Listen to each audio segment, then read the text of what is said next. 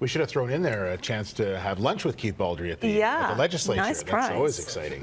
All right, Joanna Connolly is with us from Business in Vancouver, and we're talking about garbage this time around. We are. What's the story about? So this story is that local private waste haulers are pretty mad about Metro Vancouver's plan to control the flow of waste in the city.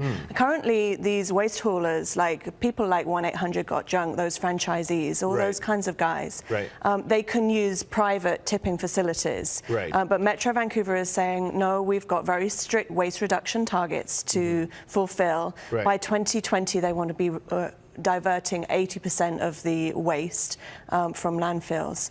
So they're saying that it's not okay anymore for them to use private tips, and that means that their revenue per hour is really going down quite a lot because they're waiting in line with families and everybody else, you know, non-commercial waste haulers. Right, because if you go to those waste places, like there's one in Coquitlam and there's one in Surrey, and they basically say, you know, here's the hours of operations, and then there's a specific time set aside for people like that. But now they say they can't use those anymore. They can't use the private facilities. They have to use the Metro Vancouver stations, which are way busier, and it makes it much difficult for these waste haulers, and also is obviously damaging business at the private facilities as well. So why is Metro Vancouver doing this? Well, they've got very strict targets to meet, but what the waste haulers are saying is actually it's also because they need to feed the new $500 million incinerator that they're building in Burnaby. They've got a smaller one at the moment, they're building a much bigger one,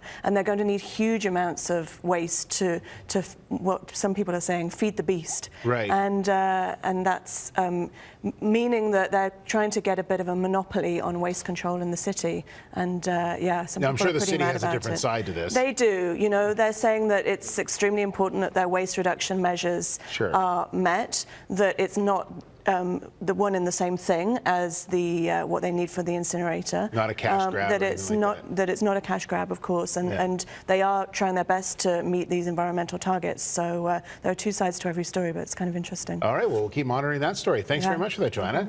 If you want some more information, go to the website BIV.com to read more about this story and others in business in Vancouver. You'll see that right there. Mark Rodriguez with us.